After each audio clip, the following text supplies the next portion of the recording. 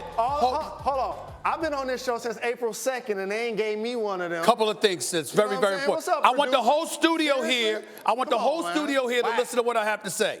Number one, you don't need to be standing up with those pants on. That's number one. Number two, the jacket is fly, though. Number three, Mike Greenberg with the tie. You look dapper, sir. Thank you very much. Very smooth, very smooth. You. And you are getting there. Thank you. I believe in you. I really do.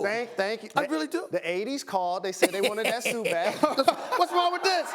What's wrong with this? Okay. Excuse me. That was this blazer? That's something Arsenio Hall would have worn on the show. Not at all. Not at all. Okay. Excuse me. Number one. Number two. This Tom Ford blazer right here. This is smooth. Number two. With this shirt, this tie is smooth. This is smooth. And these are slacks. It's not a suit. It's slacks. It don't matter what it's called. Okay. It looks smooth. It don't matter what it's called. Are you really going to sit up here on national television and get on me about my wardrobe? I'm just saying, a lot more people walking the earth talking about how I dress versus how you dress. May I? Please believe me. Can we talk some sports? Yes. Just for a moment. And not that I'm not enjoying this, because believe me, I am. I will eat you alive on the wardrobe, but another day. The only thing I enjoy more than this was that last night. Stephen A. Smith, I say Sam Darnold. What do you say?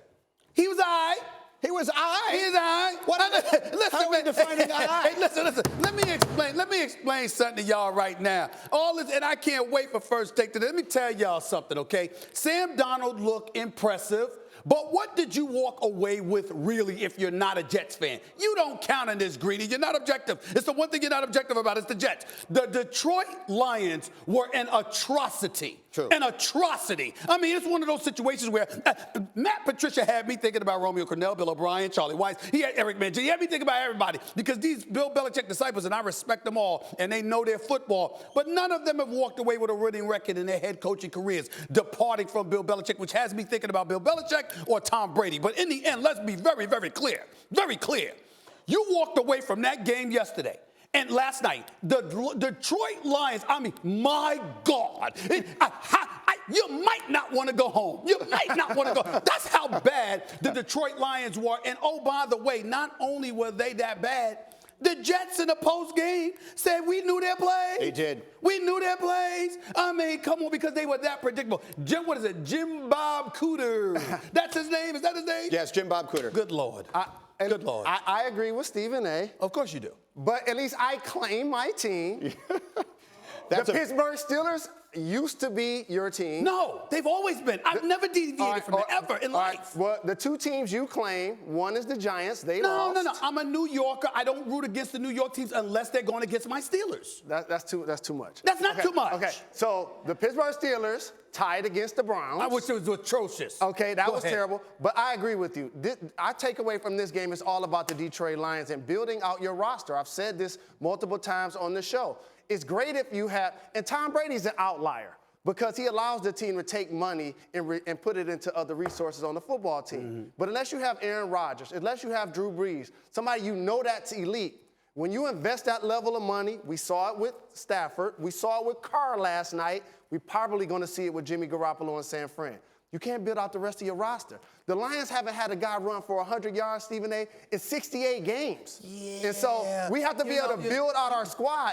And I'm not going to put it on Matthew Stafford. It's 60 years and one playoff win. I'll be damned if I don't put it on Matthew Stafford. But he had four interceptions. Correct. You've been in the league too long for that to look like Nathan Peterman. I mean, he was horrible last night.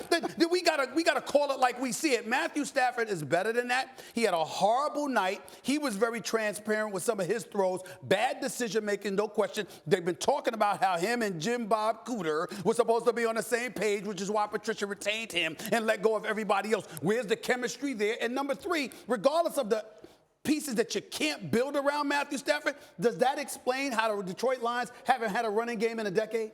No. If not longer? It's not on Matthew Stafford. We won one playoff game in 60 years. And he hasn't won one. It ain't on him. But what I'm saying is, as a Lions fan, when we get a pick six at the beginning of the game, I'm like, yeah, that's why we hired Matt Patricia, a defensive coordinator with the Patriots, to help turn around our fortunes on that side of the ball.